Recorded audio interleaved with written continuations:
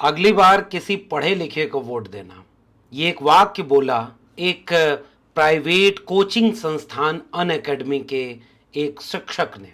और इस वाक्य के आगे पीछे कुछ और जोड़ते हुए उन्होंने अपनी बात कही तो उस शिक्षक को कोचिंग के लोगों ने बाहर कर दिया नौकरी से। इस वाक्य के मतलब क्या है? क्या यह बात बोल देना कि अगली बार वोट देना तो किसी पढ़े लिखे इंसान को वोट देना, क्या इसका जुल्म यह है कि उसे नौकरी से निकाल दिया जाए? यह बात किसके खिलाफ जाती है? क्या पढ़े लिखे व्यक्ति को वोट देने के कोई और भी अर्थ हैं? क्या इसका एक अर्थ यह भी निकलता है कि पढ़े लिखे लोगों को ही चुनाव लड़ना चाहिए? फिर वोट देने के लिए भी पढ़ा लिखा होना चाहिए? अच्छा, अगर पढ़ा लिखा व्यक्ति ही वोट देने के लिए हो तो कितना पढ़ा होना चाहिए? कौन सी डिग्री होनी चाहिए? देश में पढ़ा हो या विदेश वाला होना चाहिए? कई सवाल उभरते हैं। और सबसे बड़ा सवाल कि क्या इस वाक्य के बोल देने मात्र से किसी को नौकरी से निकाला जा सकता है? और इस वाक्य के और कितने मायने हैं? क्या बहस चल रही है इस पर? पढ़ाई लिखाई, शिक्षा, राजनीति, नेता, वोट देना, इन सब को लेकर के आपके भी मन में बहुत सारे सवाल होंगे। हमने भी इस पर कुछ विचार किया। आज के वीडियो में हम इन्हीं कुछ मसलों पर अपनी राय आपसे साझा कर रहे हैं। आप अपनी राय जरूर बताइएगा। स्वागत है आपका मेरे अपने इस YouTube चैनल के इस खास वीडियो में।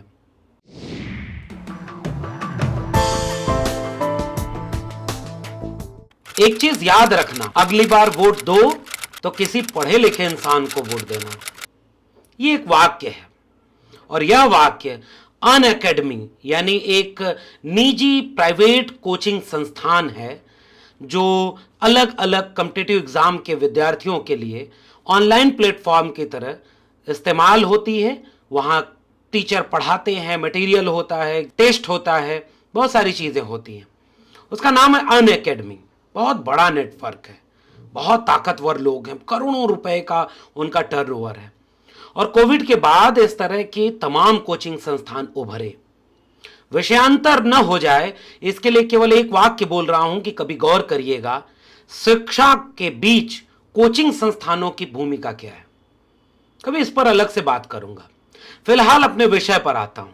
अनअकैडमी का एक टीचर जो अपने क्लास में, और एक संदर्भ ये उभर कर आ रहा है कि शायद वो अनअकैडमी का अपना क्लासरूम नहीं था, उस टीचर का अपना यूट्यूब चैनल है। मैं इसकी अभी पुष्टि नहीं कर रहा हूं क्योंकि ये अभी उतना स्पष्ट नहीं है, लेकिन केवल संदर्भ ये है कि उस टीचर ने यही वाक्य बोला था कि अगली बार वोट देना तो किसी पढ़े लिखे इंसान को वोट देना।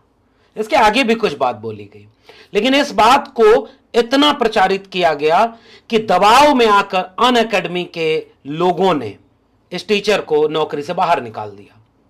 कई तरह की प्रतिक्रियाएं सामने आने लगी और हम जानते हैं कि शिक्षा को लेकर के इस समय कैसी बहस चल रही है।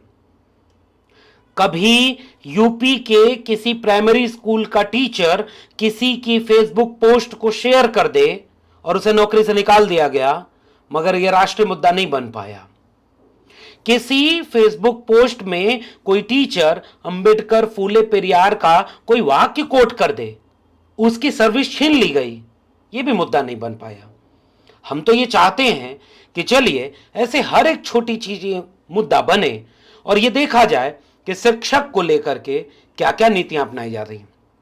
यह बात बिल्कुल ठीक है कि एक सरकारी शिक्षक होते हैं जिनके ऊपर सरकार के नियम लागू होते हैं कि आप ऐसी बातें खोल करके नहीं बोलेंगे जो सरकार के खिलाफ हो।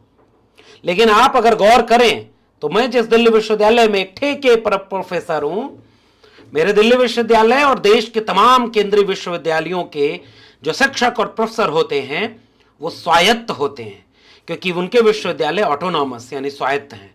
उनके ऊपर यह नियम लागू नहीं होता कि वो सरकार की आलोचना करें या न करें। प्रोफेसर को लेकर के इसीलिए एक संकल्पना इस देश में बनाई गई, या शिक्षक को लेकर के, कि अगर वो एक स्वायत्त निकाय का शिक्षक और प्रोफेसर है तो वो सरकार की आलोचना कर सकता है, वे समाज की आलोचना कर सकते हैं। प्रोफेसर, शिक्षक, स्टूडेंट, विश्वविद्यालय परिसर, इसीलिए इनका नाम विश्वविद्यालय रखा गया है कि विश्व भर के ज्ञान विज्ञान अनुसंधान के संवाद होंगे, बहस होगी, तर्क वितर्क होंगे और खुल करके हम किसी की आलोचना कर सकते हैं। क्योंकि अगर हम आलोचना नहीं करेंगे तो जो समय चल रहा है उसकी चुनौतियों से लड़ करके उसमें सुधार कैसे करेंगे। लेकिन क्या इस देश में इस बात पर बहस हुई कि किसी विश्वविद्यालय परिसर में खड़े होकर किसी प्रोफेसर ने कोई बात बोली तो उसे जेल में डाल दिया गया?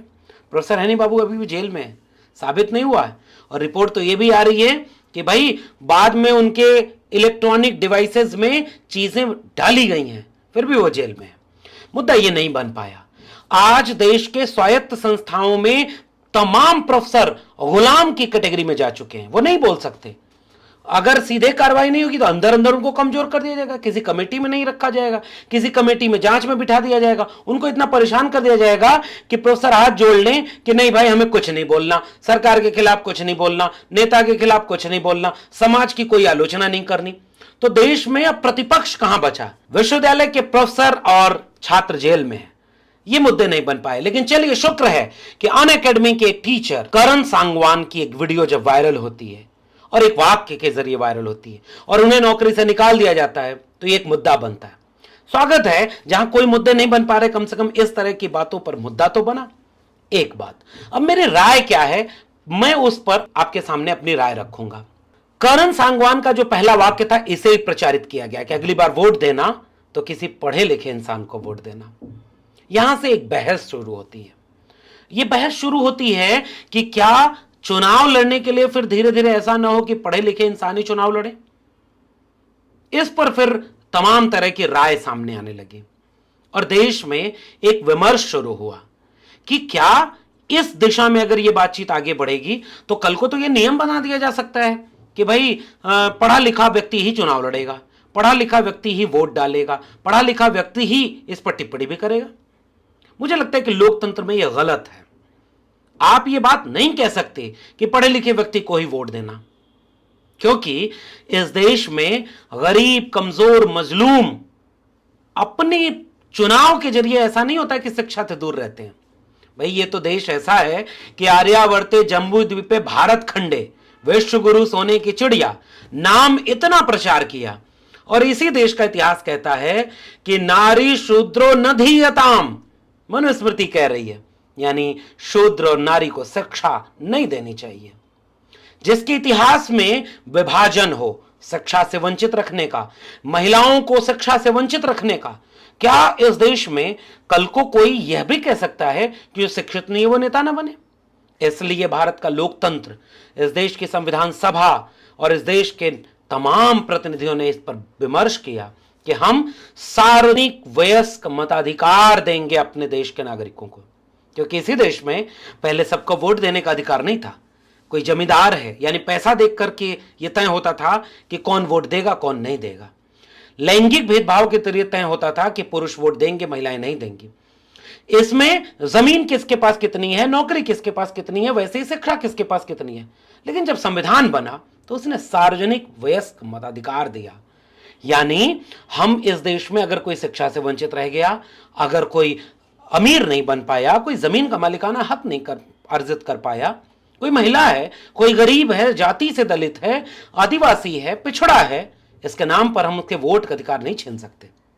गौरतलब है एक वाकया कि अमेरिका में लगभग 100 साल का आंदोलन चलता है महिलाओं को वोट देने का, और उसमें उस आंदोलन का नाम women's suffrage movement, women's suffrage movement, यानी 100 साल लड़ाई लड़नी पड़ी अमेरिका जैसे एक नए लोकतांत्रिक देश को दुनिया की सबसे बड़ी लोकतांत्रिक संस्था होने का दावा करने वाले अमेरिका ने अपने महिलाओं का वोटिंग राइट कब दिया? जब आंदोलन करना पड़ा। 1893 में न्यूजीलैंड पहला देश बनता है जो महिलाओं को वोटिंग राइट देता है, लेकिन वहां भी चुनाव में भागीदारी 1919 में आती है। फ्रांस स्वतंत्रता समानता बंधुत्व का पाठ पढ़ाने वाला फ्रांस अपने महिलाओं का वोटिंग राइट 20वीं सदी में आकर देता है। लेकिन भारत का संविधान बनाने वालों ने यह तय कर दिया कि हम किसी लैंगिक भेदभाव को देखकर, शिक्षा को देखकर, धन संपत्ति को देखकर, जमीन और ओहदे को देख करके वोटिंग राइट तय नहीं करेंगे। इसी तरह से यह भी तय हुआ कि भारत में कोई भी चुनाव लड़ सकता है, उसके लिए शिक्षित होना गैर जरूरी बात है।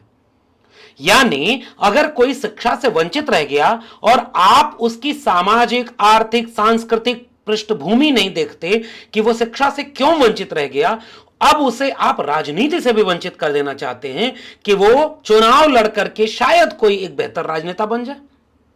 तो आज अगर ये बहस चल रही है कि पढ़े लिखे को ही वोट देना, कल को अगर इसी बहस को आगे बढ़ा दिया जाए तो ये कहा जाएगा कि पढ़ा लिखा व्यक्ति ही चुनाव लड़े, फिर लोकतंत्र के मायने बदल जाएंगे। फिर लोकतंत्र में सार्वजनिक वयस्क मताधिकार और सबका लोकतंत्र नहीं रह जाएगा। इस देश का इतिहास तो यह भी है कि तमाम बहुत अच्छी डिग्री धारी लोग जब राजनेता बने तो बहुत बड़े बड़े भ्रष्टाचार हुए, बहुत नुकसान हुआ इस देश का। और कई उदाहरण ऐसे मिलेंगे जिन राजनेताओं को शिक्षा का मौका नहीं मिल पाया था, फिर भी जब वो राजनेता बने तो अपने व्यवहारिक अनुभव, अपने समाजशास्त्रीय और सांस्कृतिक अनुभव, विचारधारा और तमाम चीजों से उन्होंने एक बेहतर प्रशासनिक निर्णय लिए और एक शानदार राजनीतिक काम करके इस देश को आगे बढ़ाया। यानी आप किसी के बेहतर होने, अच्छे इंसान होने, समझदार इंसान होने और तमाम चीजों की तुलना इस कसौटी पर तो कतई नहीं कर सकते कि कोई व्यक्ति शिक्षित है या नहीं शिक्षित है। हम भी समाज में जाकर लोगों से कहते हैं कि आप अपने बेटा बेटी को पढ़ाओ, मगर कल को हम ये नहीं कह सकते कि जो पढ़ा लिखा है वही वोट दे। जैसे हम ये नहीं कह सकते कि जो पढ़ा लिखा है उसी को वोट दीजिए। हम ये कहेंगे कि उसको पहचानिए कि वो नेता कैसा है। आप इस देश में गौर करेंगे कि पत्थर तोड़ने वाली भगवतिया देवी से लेकर दस्यु सुंदरी के नाम पर डकैत बना दी गई फूलन देवी तक इस देश की संसद में पहुंचती हैं, तो यह लोकतंत्र मजबूत होता है। 1952 के पहले लोकसभा चुनाव में जब किरारी मुसहर भागलपुर और पूर्णिया के संयुक्त आरक्षित क्षेत्र से जब संसद में पहुंचते हैं तो ये लोकतंत्र मजबूत होता है। किरारी मुसहर का किस्सा यह है कि जब वो ट्रेन में उनको टिकट दे दी गई, रिजर्व कर दिया गया कि भाई आप सांसद बन गए, अब आप जाइए, तो जो रिजर्व सीट थी उस पर भी वो नहीं बैठे और ट्रेन की फर्श पर अपना गमछा बिठाकर लेट गए। टीटी ने आकर टोका कि आप जमीन पर क्यों लेटे हैं, तो उन्होंने कहा कि नहीं साहब, हम तो ऐसे ही चलते चले आए हैं। उन्होंने कहा नहीं, आप तो सांसद हैं, ये आपकी सीट है, आप इस पर लेटिए। वो जो कमजोर पड़ा व्यक्ति था ना, वो जब संसद में खड़ा होकर अपने इलाके के दर्द को, अपने जाति के दर्द को बोला, तो उस समय की प्रोसीडिंग की कहानी है, कभी मैं विस्तार में आपको बताऊंगा किरारी मुसहर के बारे में और बीपी मंडल से उनके रिश्ते के बारे में, मगर उससे लोकतंत्र मजबूत हुआ। किरारी मुसहर से लेकर फूलन देवी, भगवतिया देवी से लेकर गुलमा देवी और दक्षिण भारत के एक पेरियार के विरासत के बड़े नेता करुणानिधि हों, लालू प्रसाद हों, मुलायम सिंह यादव हों या नीतीश कुमार हों, रामविलास पासवान हों, तमाम नेता हैं।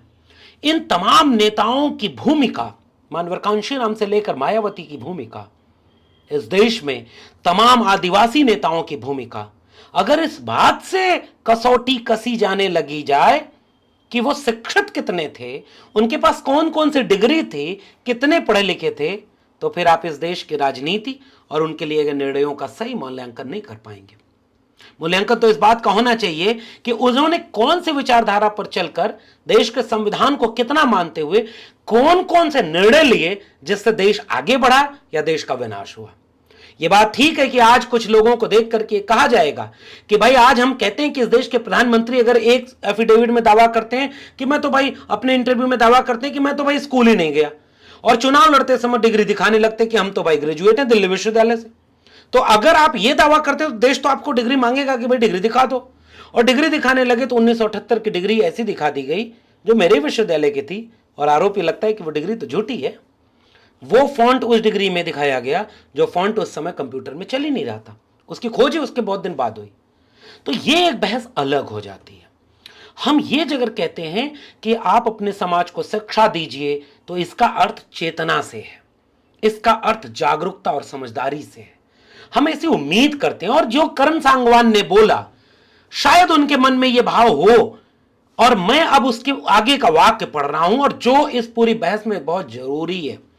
करण सांगवान के पहले वाक्य से मैं सहमत नहीं हूं, लेकिन करण सांगवान की शायद जो मंशा है जो अगले 2-3 वाक्यों में दिखी, मैं उससे सहमत हो रहा हूं। गौर करिए, करण सांगवान ने पूरी बात जो बोली जिस पर उन्हें नौकरी से निकाला गया, जो कि गलत है, वो वाक्य क्या था?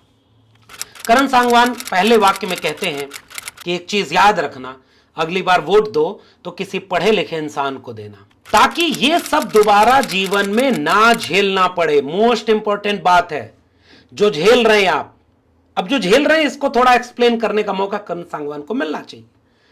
ये मैं यहां से सहमत होता हूं करण सांगवान से। सांगवान आगे कहते हैं, ठीक है, ऐसे इंसान को चुने जो पढ़ा लिखा हो। फिर मैं यहां करण सांगवान से असहमत हूं, लेकिन अगले वाक्य से सहमत हूं, जो समझ सके चीजों को। सिर्फ ऐसे इंसान को न चुने जिसको सिर्फ बदलना आता हो, नाम चेंज करना आता हो। तो मेक योर डिसीजन प्रॉपरली, है ना। करण सांगवान शायद उसी मंशा की बात कर रहे थे जो मंशा किसी भी इस देश के जागरूक, समझदार, सजग नागरिक की होगी। और अगर इस वाक्य पर करण सांगवान को नौकरी से निकाला जा रहा है तो हम इस तरह के किसी भी हिटलरी तानाशाही फरमान के खिलाफ हैं। लेकिन हां, इस बात को करण सांगवान को यह नहीं कहना था कि सिर्फ पढ़े लिखे इंसान को ही वोट दो। इस बात को वो दूसरे ढंग से कह सकते थे कि जब वोट दो तो इस बात की पड़ताल करो कि तुम्हारा नेता तुम्हारे देश में केवल दंगाई तो नहीं बना रहा लोगों को, तुम्हारा नेता तुम्हारे देश के बच्चों के हाथ से शिक्षा और रोजगार तो नहीं छीन रहा, शिक्षा महंगी तो नहीं कर रहा, शिक्षण संस्थानों को निजी हाथों में बेच तो नहीं रहा, नई शिक्षा नीति के नाम पर बोर्ड ऑफ गवर्नर्स और क्लोजर और मर्जर की पॉलिसी के तहत पुराने स्कूलों को बंद करने, पुराने डिग्री कॉलेजेस को खत्म करने और नए डिग्री कॉलेज को खोलने की बात न करे। क्या तुम्हारा नेता शिक्षा को महंगा करने की बात कर रहा है? क्या तुम्हारा नेता कोई ऐसा नियम बना रहा है जिससे शिक्षा वंचित, शोषित, गरीब, कमजोर, मजलूम के बच्चों के हाथ से दूर हो जाएगी? पहचानो, अगर कोई नेता ऐसा निर्णय ले रहा है तो ऐसे नेता को वोट मत देना। मैं अगर करण सांगवान की जगह होता तो मैं ये बात बोलता। इसी बात को मैं मंशा की बात कर रहा हूं, मंशा में करण सांगवान बिल्कुल ठीक कह रहे हैं, लेकिन वाक्य में वो वैधानिक रूप से गलत हो गए। कई बार हो सकता है गलती हमसे भी हो सकती है, हम भी बहुत ज्यादा कोई चीज बोलें लिखें तो हमारा मंशा कुछ और हो लेकिन वाक्य कुछ और निकल जाता है। मेरा सुझाव यही रहेगा, खुद भी इस बात का ध्यान रखने की कोशिश करता हूं कि कहीं चूक ऐसी ना हो जाए कि कोई वाक्य अर्थ का अनर्थ करने वाला निकल जाए। इसलिए करण सांगवान को फिर से विचार करना चाहिए कि इस वाक्य को और इस पूरे देश के लोगों को, जो लोग आज बहुत उछल कूद रहे हैं ना कि नहीं भाई नेता पढ़ा लिखा ही होना चाहिए, लोग डिग्री चेक करने लगते हैं। मैं कहता हूं नहीं भाई, करुणानिधि से लेकर लालू प्रसाद यादव, काशीराम जी से लेकर के मुलायम सिंह यादव, नीतीश कुमार से लेकर रामविलास पासवान, गोलमा देवी से लेकर के भगवतिया देवी, फूलन देवी से लेकर किरारी मुसहर, तमाम लोगों ने जिनके हाथ में कलम नहीं पहुंच पाई, शिक्षा नहीं हो पाई, पढ़ लिख नहीं पाए, मगर जब मौका मिला तो लालू प्रसाद यादव ने चरवाहा स्कूल खोला, 6 विश्वविद्यालय खोले, मुलायम सिंह यादव ने मेडिकल कॉलेज खोले, विश्वविद्यालय खोले, नीतीश कुमार ने और लालू प्रसाद यादव ने रेलवे को ऐसा चलाया कि कितना शानदार ढंग से काम किया जा सकता है ये करके दिखाया। जब फूलन देवी संसद में पहुंची तो उन्होंने महिलाओं को घरेलू हिंसा से रोकने और जेल में बंद महिलाओं के लिए तमाम काम किए। तमाम लोगों ने, भगवतिया देवी जब संसद में खड़ी होकर के अपने इलाके, अपने समाज और अपनी महिलाओं के लिए तमाम भाषण देती हैं तो देश की संसद में तालियां बजती हैं। और बहुत बड़ा इतिहास ऐसे नेताओं का भी है जो बहुत पढ़े लिखे थे, मगर जब नीतियां बनानी हुई तो गरीब, कमजोर, मजलूम, अल्पसंख्यक, पिछड़ा, दलित, महिला विरोधी नीतियां भी बन गई। इसलिए एक देश में इस बात पर विमर्श खुलकर हो, शिक्षित करिए आप पूरे समाज को ताकि वो निर्णय लेने में समझदार बन सके।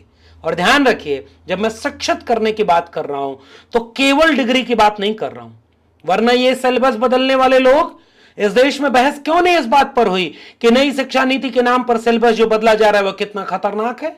आइए सांगवान की इस बातचीत के साथ इस बातचीत को वहां तक ले जाएं कि अशोका विश्वविद्यालय का एक प्रोफेसर एक लेख लिख दिया, जो लेख इस देश के निजाम को पसंद नहीं आया तो उसे नौकरी से निकाल दिया।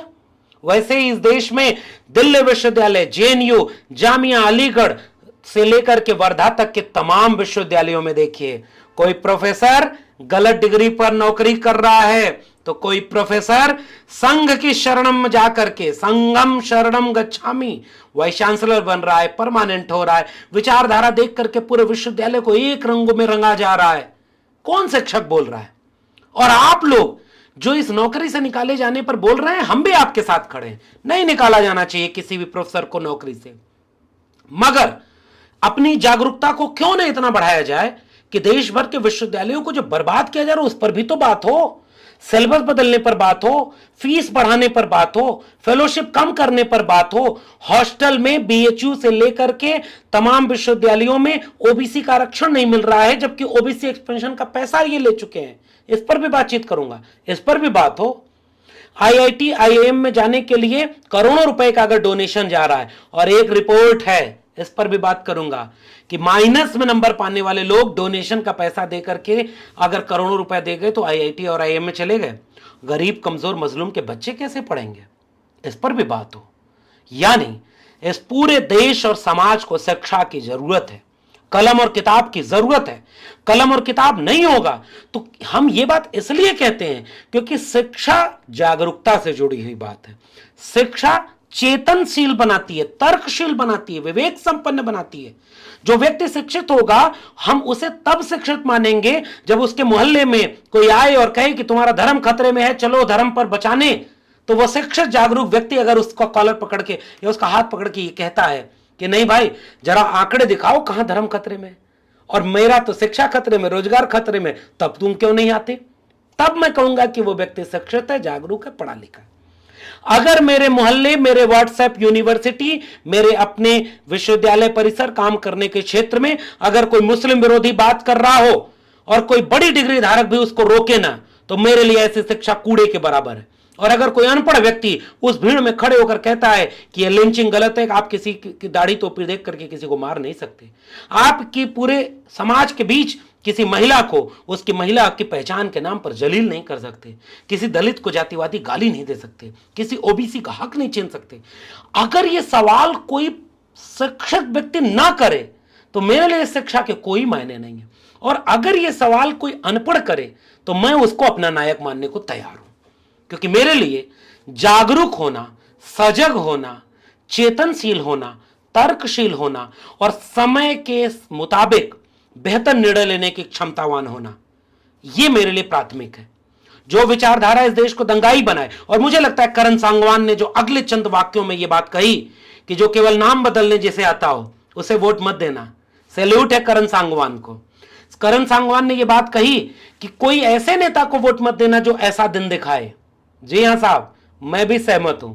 बस आप इस वाक्य को ऐसे मत बोलना कि पढ़े लिखे को वोट देना, वरना कोई पढ़ा लिखा आज बेरोजगारी के आलम में जितने साइबर क्राइम हो रहे हैं, एटीएम से पैसे निकाले जा रहे हैं, कंप्यूटर हैक किए जा रहे हैं, देश की बड़ी बड़ी फाइलों में करोड़ों अरबों रुपए के घोटाले जो एक दस्तखत से कर लिए जाते हैं, ये सारे पढ़े लिखे लोग करते हैं। एक दस्तखत से जो ब्यूरोक्रेसी में घोटाले हो रहे हैं या बड़े बड़े निर्णय लिए जा रहे हैं जुडिशरी में बैठकर, मीडिया में बैठकर, ये सारे पढ़े लिखे लोग कर रहे हैं। देश में टीवी पर बैठकर पूरे देश को दंगाई बनाने की जो बात की जा रही है वो सारे पढ़े लिखे वहां बैठे हैं। इसलिए शर्त पढ़ा लिखा नहीं हो सकती, शर्त यह हो सकती है कि वो व्यक्ति न्याय के पक्ष में है कि नहीं है। अगर उसके साथ वो पढ़ा लिखा भी है तो मैं उसकी ज्यादा इज्जत करूंगा। लेकिन अगर बहुत पढ़ा लिखा, बहुत डिग्री वाला भी है, लेकिन उसके काम अगर गड़बड़ है, उसकी विचारधारा गलत है, वो संविधान विरोधी है, वो मनुष्य विरोधी है, वो न्याय व समता विरोधी है, वो महिला विरोधी है, दलित विरोधी है, पिछड़ा विरोधी है, गरीब कमजोर मजलूम किसान मजदूर विरोधी है, मेरे लिए ऐसे शिक्षित व्यक्ति के मन में कोई सम्मान नहीं होगा। पढ़ेगा इंडिया तभी तो बढ़ेगा इंडिया, ये नारा लगाने वाले आपके इंडिया को पढ़ने से दूर कर रहे हैं। इस पर भी बात करिएगा। इसलिए मेरी पूरी टिप्पणी को आप गंभीरता से समझें और जागरूक बनाएं। जिसके हाथ में कलम और किताब नहीं गई उसके भी हाथ में कलम और किताब पहुंचे। हम इस देश को ऐसा बनाना चाहते हैं, मगर विचारधारा के साथ, चेतना, सजगता और गंभीरता के साथ। आपको यह बातचीत कैसी लगी आप नीचे कमेंट बॉक्स में जरूर बताइएगा। पढ़िए, लिखिए। बाबा साहब डॉक्टर अंबेडकर ने कहा एजुकेट, ऑर्गेनाइज, एजिटेट, हम नए रूप में उसे कहते हैं रीड, राइट एंड फाइट। आपको ये बातचीत कैसी लगी नीचे कमेंट बॉक्स में जरूर बताइएगा, और अगर ये बातचीत पसंद आई तो इसे लाइक करिए, शेयर करिए और आगे पहुंचाइए, ताकि कुछ अच्छे विचार भी दुनिया को जागरूक कर सके। फिर मिलते हैं किसी और वीडियो के साथ, तब तक के लिए बहुत बहुत धन्यवाद।